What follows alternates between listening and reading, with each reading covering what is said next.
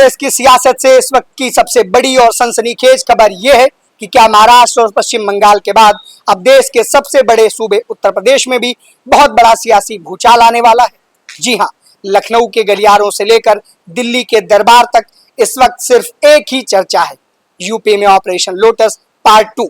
दावा किया जा रहा है कि समाजवादी पार्टी और कांग्रेस के गठबंधन में एक बहुत बड़ी सेंधमारी की स्क्रिप्ट लिखी जा चुकी है और इस स्क्रिप्ट के केंद्र में है एक रेड कार्ड, एक ऐसा कथित ऑफर जिसने यूपी की राजनीति में बारूद की तरह आग लगा दी है। चर्चाएं आम हैं, गलियारे गर्म हैं। दावा है कि विपक्ष के सांसदों को 5 करोड़ रुपए और विधायकों को 2 करोड़ रुपए के साथ साथ भारी भरकम मंत्री पद और तोहफे का ऑफर दिया गया है। आइए जानते हैं इस पूरे गेम प्लान के फ्रंट फुट खिलाड़ी कौन है।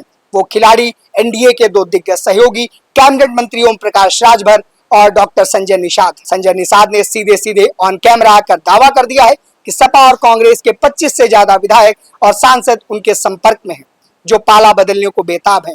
उन्होंने कहा, सपा और कांग्रेस के ज्यादातर विधायक और सांसद हमारे संपर्क में हैं। जो भी नेता हिंदूवादी विचारधारा के हैं वे भाजपा के साथ आना चाहते हैं और दिल्ली जाना चाहते हैं। खेल सिर्फ संजय निषाद तक सीमित नहीं है। इस आग में घी डालने का काम किया है सूबे के डिप्टी सीएम केशव प्रसाद मौर्य ने। मौर्य ने साफ साफ कहा कि 25 से 26 सांसद कतार में खड़े हैं, लेकिन बीजेपी की रणनीति कुछ और ही है।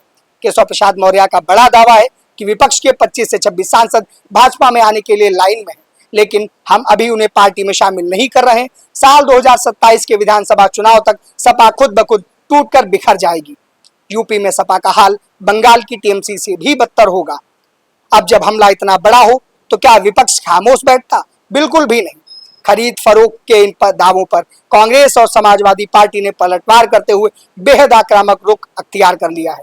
कांग्रेस प्रवक्ता सुरेंद्र राजपूत ने तो सीधे कैबिनेट मंत्री ओम प्रकाश राजभर की दुखती रग पर हाथ रख दिया। कांग्रेस ने पूछा है, राजभर जी पहले ये बताइए कि क्या आप खुद बीजेपी के पास कितने में बिके थे? विपक्ष का सीधा आरोप है कि जनता के मुद्दों से ध्यान भटकाने के लिए जांच एजेंसियों, धनबल और बाहुबल का यहाँ खुला खेल खेला जा रहा है। वहीं दूसरी तरफ सपा सुप्रीमो अखिलेश यादव ने भी अपने विधायकों को एकजुट रहने का मंत्र देते हुए बीजेपी को खुली चुनौती दे दी है। अखिलेश ने कहा कि बीजेपी से मुकाबला करना है तो बहादुर लोगों की टीम होनी चाहिए। हम बीजेपी नहीं तोड़ेंगे। भाजपा औरों के सांसद छीन रही है, लेकिन यूपी में उन्हीं के विधायक पाला बदलने की तैयारी में है। तो बात अब आर पार की हो चुकी है। एक तरफ जहां एनडीए के सिपासालार विपक्ष के कुनबे को ढहाने के लिए कथित रेड कार्ड और बड़े पदों का जाल बिछा रहे हैं, विशेषकर ब्राह्मण चेहरों पर डोरे डाले जा रहे हैं, वहीं दूसरी तरफ विपक्ष इसे लोकतंत्र की हत्या बताकर डटा हुआ है। अब देखना बेहद दिलचस्प होगा कि 2027 के महामुकाबले से पहले यूपी की सियासत का ऊंट किस करवट बैठता है और करोड़ों के इस कथित ऑफर के बीच अगला बुलडोजर किस पार्टी के किले पर चलता है। ऐसी तमाम जानकारियों के लिए हमारे साथ जुड़े रहिए और देखते रहिए दैनिक भास्कर।